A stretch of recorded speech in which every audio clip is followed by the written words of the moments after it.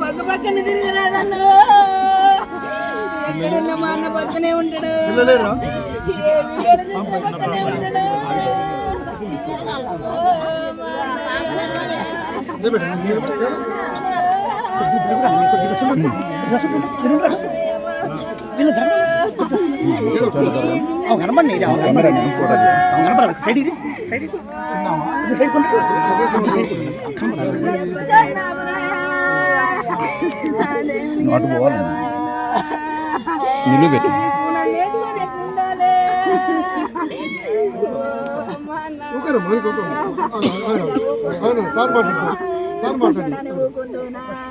నాకేమి చెప్పలేడు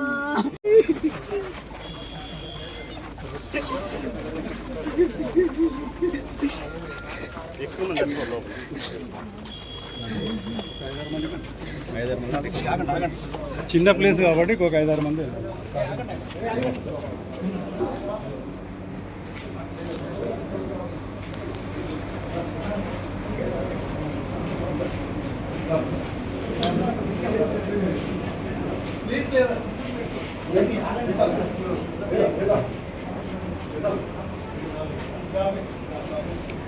photo photo వద్దు వద్దు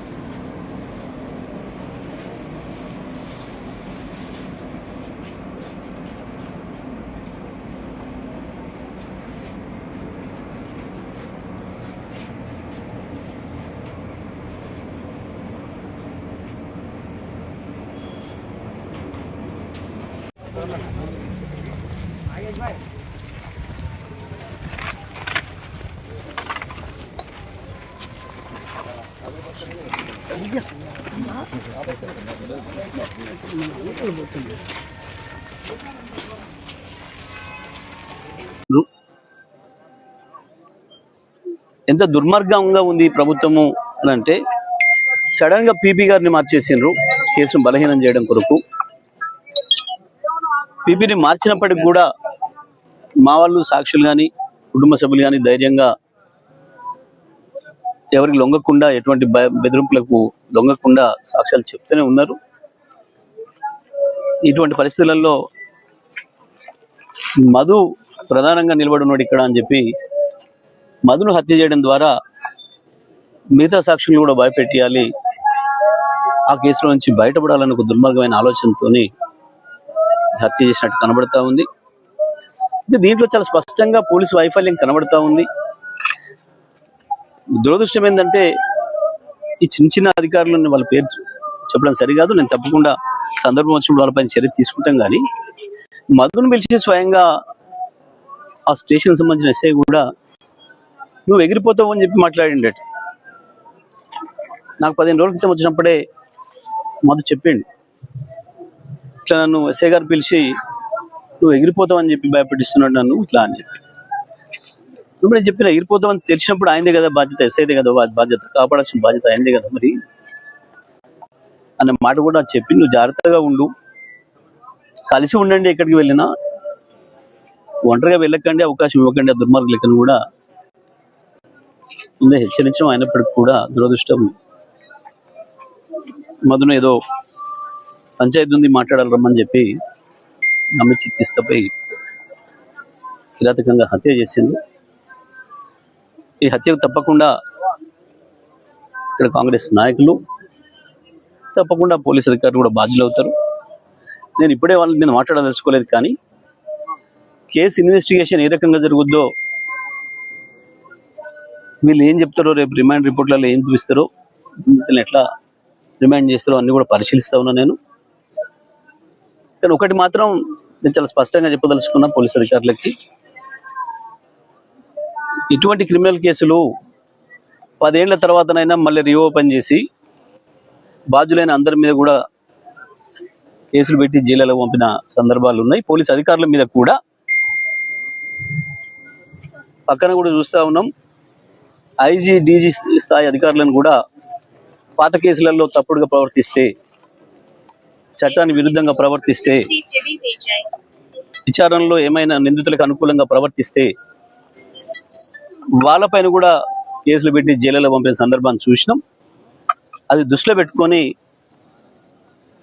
విచారణ చేస్తారని భావిస్తున్నాను నేను. ఇప్పటికైనా పోలీస్ అధికారులు ఇక్కడ ఎక్కడ చిన్న అవకాశం ఇవ్వకుండా, ఎటువంటి అనుమానాలకు తావివ్వకుండా, నిజమైన నిందితులు ఎవరో వాళ్ళని పట్టుకొని వాళ్ళకి శిక్ష పడే పద్ధతుల్లో విచారణ కొనసాగాలని చెప్పి నేను కోరుకుంటున్నా. కానీ ఎప్పటికప్పుడు నేను మాత్రం నిమిషం ఈ కేసును చూస్తూనే ఉంటా. ఎక్కడ ఏ అధికారి తప్పు చేసినా మాకు అర్థమవుతుంది స్పష్టంగా. ఆ అధికారి మాత్రం తర్వాత తప్పించుకోలేడనే విషయాన్ని కూడా వాళ్ళు గుర్తుపెట్టుకుంటే మంచిది. పనిచేసేటప్పుడు నిందితులను రక్షించడానికి వెళ్ళి వీళ్ళు జైల్లో పడే పరిస్థితి మాత్రం తెచ్చుకోవద్దు.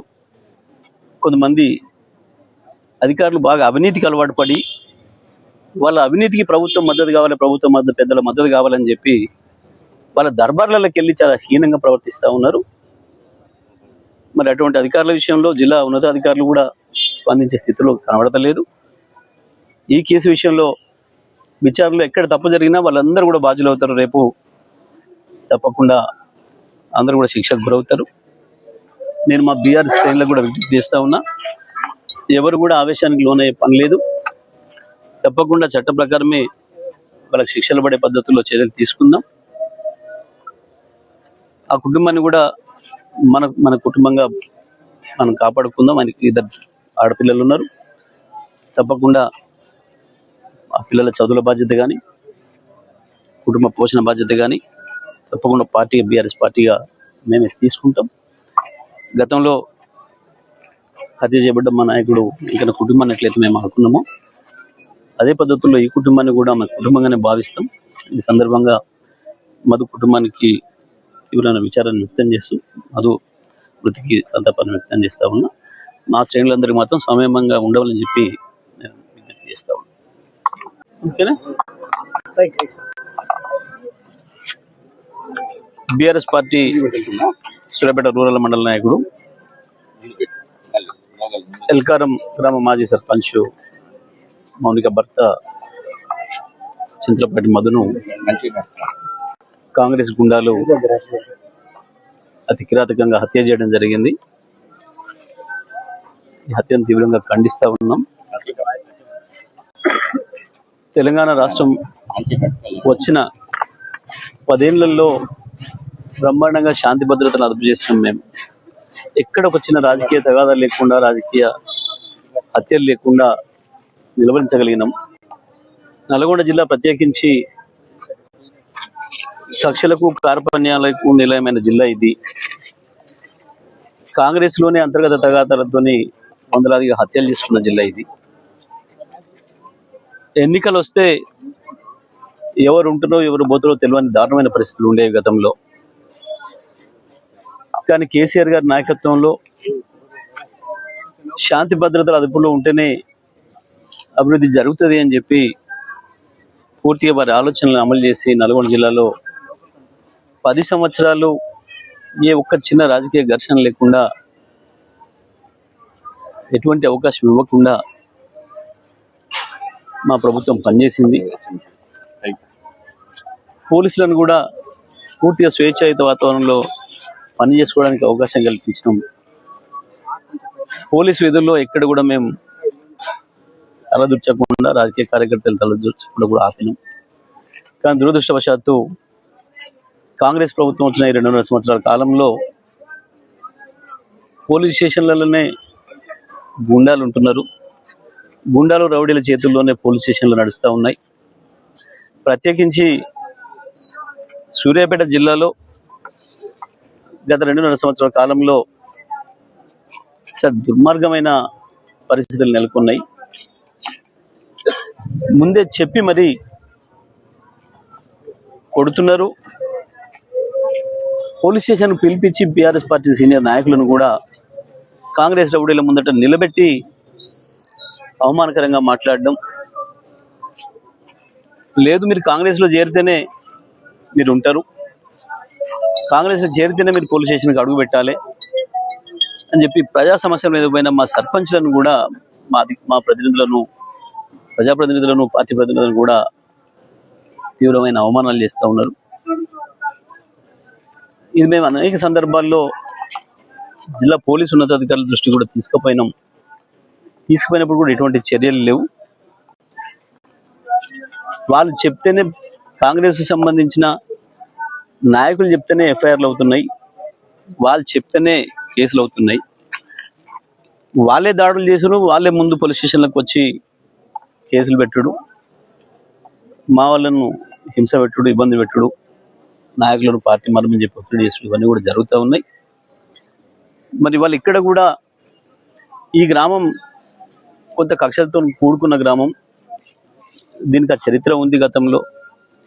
గతంలో కూడా మా మాజీ సర్పంచ్ వెంకన్నను హత్య చేసారు ఇదే కాంగ్రెస్ గుండాలు. ఆ రోజు నేను చాలా స్పష్టంగా చెప్పి మా కార్యకర్తలకు అందరూ కూడా ఎవరు కూడా ఉద్రేకానికి లోనవ్వకుండా వాళ్ళకి శిక్ష పడేటట్టు చేస్తే తప్పకుండా మీరెవరు కూడా కొట్లాటలకు పోవద్దు, తగాదాలకు పోవద్దు, చట్ట ప్రకారమే నడుచుకుందామని చెప్పినాం. మా వాళ్ళు కూడా అదే పద్ధతిలో ఉన్నారు. ఒక కేసు కూడా ఈ 10 ఏళ్లలో మళ్ళీ కొత్తగా నమోదు కాలేదు, ఆ హత్య తప్ప. ఇవాళ ఆ కేసు ట్రయల్ నడుస్తూ ఉంది, సాక్ష్యాలు నడుస్తూ ఉన్నాయి. ఈ సందర్భంలో మధుతో పాటు మా ఇతర నాయకులను కూడా కాంగ్రెస్ గుండాలు భయపెట్టించడం ప్రారంభం చేసిండ్రు. సాక్ష్యాలు చెప్తే మిమ్మల్ని అంతు చూస్తామని చెప్పి, అయినప్పటికీ కూడా ధైర్యంగా వీళ్ళందరూ కూడా సాక్ష్యం చెప్పొచ్చిండ్రు.